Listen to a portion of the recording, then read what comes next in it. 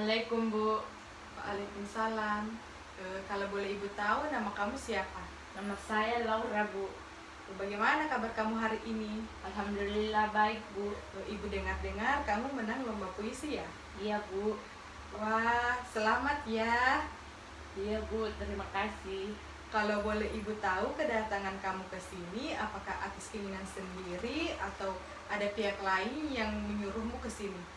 Saya datang ke sini atas keinginan sendiri Bu. Apakah sebelumnya kamu pernah ke ruangan ini untuk melakukan proses konseling? Belum pernah. Ini yang pertama kalinya. Apakah kamu tahu apa itu konseling? Tidak Bu. Baiklah, Ibu akan menjelaskan terlebih dahulu tentang konseling ya. Iya. Begini, pada dasarnya konseling itu merupakan suatu proses bantuan yang diberikan oleh konselor kepada konseli untuk membantu memecahkan masalah konseli, dan konselilah yang memecahkan masalahnya sendiri. Iya. Dalam hal ini, konselor hanya membantu konseli menemukan alternatif untuk memecahkan masalahnya sendiri. Oh, jadi begitu ya Bu. Ya, dan pertemuan kita dibatasi oleh waktu, dan waktu kita kurang lebih 45 menit. Jadi kita memanfaatkan waktu yang singkat ini dengan sebaik-baiknya ya. Iya Bu.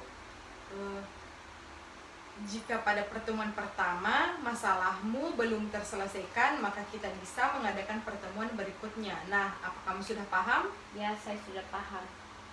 Nah, sekarang kamu bisa menceritakan masalahmu. Tapi Bu, masalah saya akan aman kan? Kamu tidak perlu khawatir karena dalam konseling memiliki kode etik yang tidak boleh dilanggar oleh konselor. Jadi, selama proses konseling berlangsung, rahasia ini hanya konseli dan konselor yang tahu. Bagaimana? Ya Bu, sekarang saya akan mencoba menceritakan masalah saya.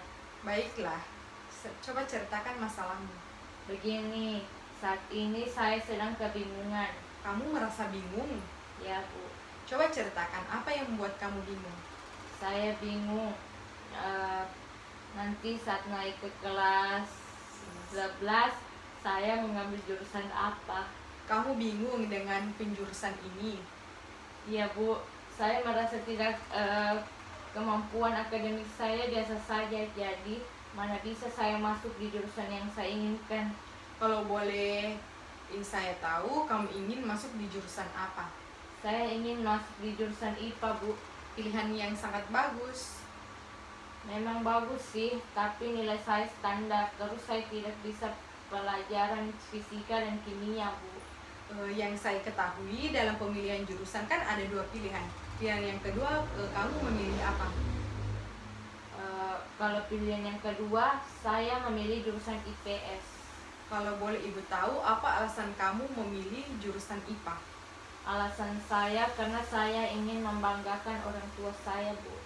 Kamu ingin masuk jurusan IPA karena ingin membanggakan kedua orang tua kamu? Iya Bu, dari dulu orang tua ingin saya masuk jurusan IPA karena orang tua ingin nanti saya kuliah di jurusan kedokteran dan menjadi seorang dokter. Kalau alasan kamu ingin mengambil jurusan IPS apa? Saya sangat suka dengan pelajaran sosial. Lanjutkan. Saya punya angan-angan Bu, saya ingin menjadi seorang pengacara. Apa yang membuatmu tertarik menjadi seorang pengacara?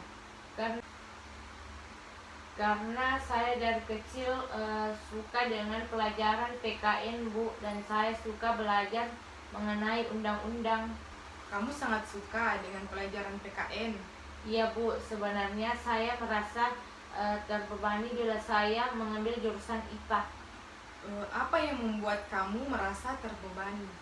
Sebenarnya saya tidak ingin mengambil jurusan IPA, tapi saya ingin membanggakan orang tua saya. Bisa kamu jelaskan ke Ibu, apa yang membuatmu ingin membanggakan orang tua kamu? Saya sangat menyayangi orang tua saya Bu, dan saya juga merupakan anak tunggal. Jadi hanya saya yang diharapkan oleh orang tua saya. Sekarang coba jelaskan secara detail permasalahan kamu. Orang tua ingin saya masuk di jurusan IPA, padahal saya tidak ingin masuk di jurusan IPA. Saya tahu kalau kemampuan saya pas-pasan, jadi mana mungkin saya bisa masuk jurusan tersebut. Apa yang membuatmu merasa kalau kamu tidak akan masuk di jurusan IPA? Karena saya tidak bisa pelajaran di IPA, saya kan punya pilihan sendiri. Kalau boleh Ibu tahu apa pilihan kamu?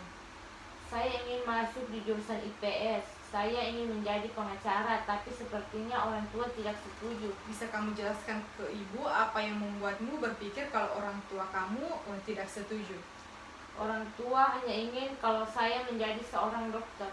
Begini, tadi kamu berkata kalau orang tua kamu tidak akan setuju bila kamu masuk di jurusan IPS. Memangnya kamu tahu dari mana? Ya kan saya hanya menebaknya dan itu prediksi saya, Bu. Lalu, apa kamu sudah pernah mencoba untuk mengatakan kalau kamu ingin masuk jurusan IPS? Saya bingung bagaimana mengatakannya. Saya tidak tahu harus bagaimana caranya saya mengatakannya. Jadi, kamu belum pernah mengatakan ke orang tua kamu kalau kamu ingin masuk ke jurusan IPS? Tidak pernah, Bu. Saya tidak tahu cara mengatakannya. Saya bingung. Baik, saya coba simpulkan dulu masalahmu ya. Ya, Bu. Orang tua kamu ingin kamu masuk ke jurusan IPA dan ingin kamu menjadi dokter, sedangkan kamu punya pilihan sendiri yaitu ingin masuk ke jurusan IPS dan menjadi pengacara. Tapi kamu tidak tahu bagaimana caranya untuk mengatakannya ke orang tua kamu. Iya, Bu. Baiklah, masalah kamu sebenarnya adalah kamu tidak tahu bagaimana caranya untuk mengatakan yang kamu inginkan ke orang tua kamu. Iya. Nah, dalam konseling ada satu strategi yang dapat dipergunakan untuk membantu mengatasi masalah kamu yang kamu hadapi. Apa itu, Bu? Strategi ini namanya strategi asertif. Apa itu, Bu? Begini, di dalam konseling terdapat beberapa teori-teori konseling. Salah satunya adalah teori behavioral. Maksudnya teori behavioral itu apa? Teori behavioral itu merupakan teori yang menitik beratkan pada perubahan tingkah laku. Jadi, setelah melakukan salah satu teknik yang ada di dalam teori behavioral, diharapkan ada perubahan tingkah laku pada diri konseli. Tadi Ibu mengatakan strategi asertif dan teori behavioral. Apa ada hubungannya, Bu? Iya, strategi asertif training merupakan strategi yang ada di dalam teori behavioral, dan strategi asertif dapat membantu kamu dalam mengatasi masalah yang kamu hadapi. Apa itu strategi asertif training, Bu?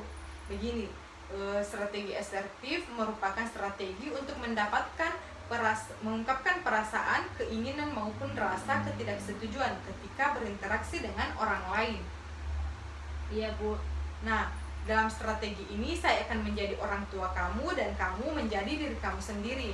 Oh, begitu ya, Bu. Ya, apakah kamu bersedia melakukan latihan ini? Ya, Bu, saya bersedia. Oke, sebelum kita memulai latihan, apa dudukmu sudah merasa nyaman? Sudah, Bu. Sekarang kita mulai. Ayah, Ibu Laura ingin bicara sesuatu. Laura, kamu mau bicara apa? Laura ingin bicara mengenai penjurusan ke kelas 11. Oh, kamu mau bicara mengenai penjurusan. Memangnya ada apa? Laura punya pilihan sendiri, Ayah, Ibu. Laura ingin masuk jurusan IPS dan ingin menjadi pengacara. Oh, kamu ingin masuk IPS dan ingin menjadi seorang pengacara.